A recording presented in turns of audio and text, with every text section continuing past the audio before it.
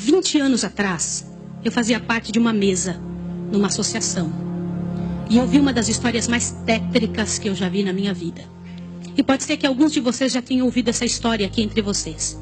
E se já ouviram, vão lembrar comigo essa história com dor.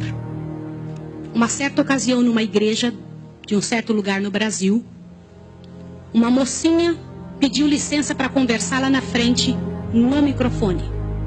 Ela frequentava a igreja um ano e pouco. E ela pegou o microfone da mão da moça que estava terminando a escola sabatina e falou: eu tenho que contar para vocês um pecado meu. E as pessoas paralisadas olhando ela falar. E ela disse: eu quero contar para vocês. Estava ali na igreja naquela hora, o pastor se arrumando ali, ajeitando alguma coisa. A esposa do pastor com os 2 filhos, mais ali no lado da esquerda, da minha esquerda. E a igreja toda ali junta. Vocês sabem que entre a escola sabatina e culto a igreja fica bem cheia. E ela disse: eu tenho que contar o meu pecado para vocês. E o pecado que eu tenho que contar é que eu sou amante do pastor. Na hora que ela disse isso, a esposa do pastor desmaiou ali na hora. E os filhos correram para acudir. E o pastor veio para ela e falou assim: o que você está falando? Você enlouqueceu? Que isso, menina? Ela falou: eu tinha que contar, eu preciso resolver meu problema. Eu preciso salvar a sua alma. Eu preciso resolver você. Os danitas, eles sempre usam essa: cuidado, eu preciso ajudar. Sempre usam a palavra da ajuda, viu? E naquele momento a igreja toda ficou em alvoroço. Eu não preciso dizer que não houve culto. Não houve culto. Não conseguiram fazer o culto. A esposa do pastor foi levantada dali, foi levada lá para fora. O pastor não sabia o que fazer. Começou a dizer: irmãos, por favor, isso é um grande mal entendido. Ela dizia: não é, meu bem. Eu precisava dizer, eu tenho que salvar você e tenho que salvar a mim. E ela foi levada para um quartinho, a esposa do pastor foi atrás e começou a conversar com ela, e falou com ela, e foi um alvoroço muito grande. E ela disse: olha, eu vou te provar que isso é verdade. Nós combinamos que ninguém nunca ia saber, foi uma coisa muito bem feita, mas eu preciso te contar. E falou para a esposa do pastor: prestem bem atenção nisso que eu vou dizer. Falou: só tem uma maneira de você me acreditar, vem aqui. O seu marido tem uma marca na genitália dele. E a marca é assim, assim, assim. E a esposa olhou para ela e acreditou nela na hora. Sabe por quê? Porque aquele pastor nunca tinha tido contato sexual com nenhuma pessoa, só com sua esposa. Eles se casaram virgens. E ela disse: ninguém sabe disso.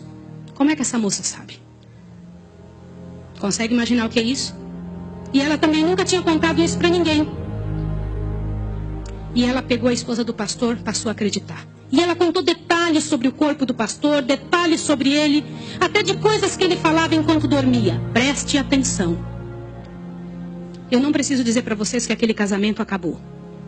A igreja todinha daquele pastor entrou num estado de bancarrota que vocês não têm ideia. Uma palavra, como diz Tiago, pode estragar a vida de uma pessoa para sempre. Sabe quantos anos se passou dessa história? Até que eu fiquei sabendo, isso foi há 20 anos atrás que eu fiquei sabendo. Já tinha se passado 20 anos que isso tinha acontecido. Por que eu fiquei sabendo dessa história? Foi numa mesa, numa comissão, numa associação.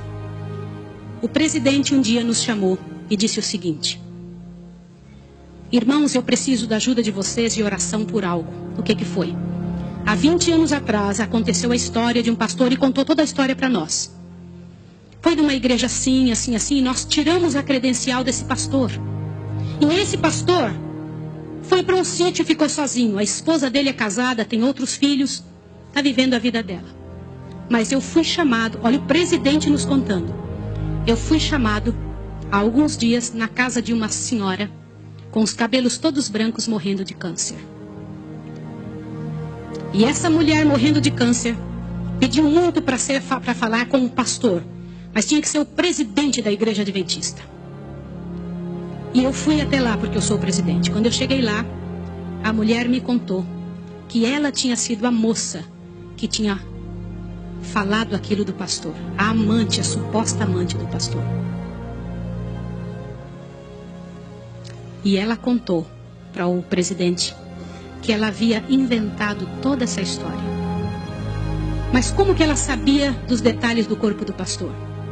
Na ocasião em que ela tinha se apaixonado pelo pastor, Ela trabalhava como faxineira dentro do hospital. E o pastor foi internado, prestem atenção, internado para uma cirurgia de apêndice e passou muito mal. E ela era amiga de uma enfermeira.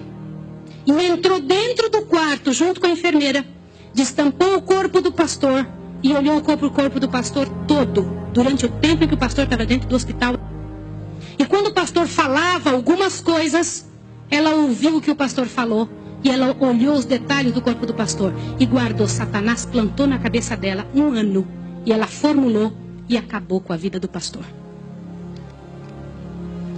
E o presidente pegou uma credencial, foi lá no sítiozinho onde o pastor o coitado daquele pastor, o caluniado estava, e ele chegou para ele e falou, junto com uma comitiva dos irmãos: pastor, eu vim aqui te entregar a sua credencial de novo, nós descobrimos que era mentira. Sabe qual foi a resposta do pastor, irmão? O pastor disse assim: vocês me devolvem minha família e meus filhos também? Vocês me devolvem minha reputação? Se vocês não devolverem junto, eu prefiro ficar aqui. E esse pastor, uns dias atrás, eu soube que ele morreu lá naquele lugar. Quem foi a assassina daquele pastor? Não foi só aquela mulher, foram todos que falaram junto. Porque, gente, quando acontece um inferno desse, uma multidão de gente sofre, uma multidão de gente machuca, fica machucado. Meus irmãos, vocês me perdoem ter que falar sobre isso, mas é verdade. Existem muitos lugares que eu tenho muito medo de pregar, mas eu vou igual se me chama. Porque eu vou falar uma coisa para vocês. Ontem à noite eu comentei que a vida de quem prega essas verdades é altamente prejudicada. Uma coisa desse tamanho é passada de boca em boca, de forma que apareça o inferno no final. Será que existem danitas no nosso meio? O céu é um lugar tão fabuloso. Não vale a pena, meus irmãos. Não vale a pena. Deus tem mais para a nossa vida. Tem mais coisas para ocupar a nossa mente, para fazer parte do nosso vocabulário, para nós pensarmos a respeito das pessoas. Vamos fazer um exercício? Pense bem da pessoa que mais mal você sabe dela. Imagine isso agora. Sabe o que vai acontecer com você? Teu coração vai se encher de paz. Porque é isso que acontece, gente. Se você não for capaz de abrir a sua boca para trazer paz para a vida de alguém, não abra a sua boca para trazer o inferno para a vida de quem quer que seja. Jesus ama as pessoas pecadoras e miseráveis. Todas aquelas que pecaram horrivelmente, Jesus ama. E Ele tem mais para oferecer para nós.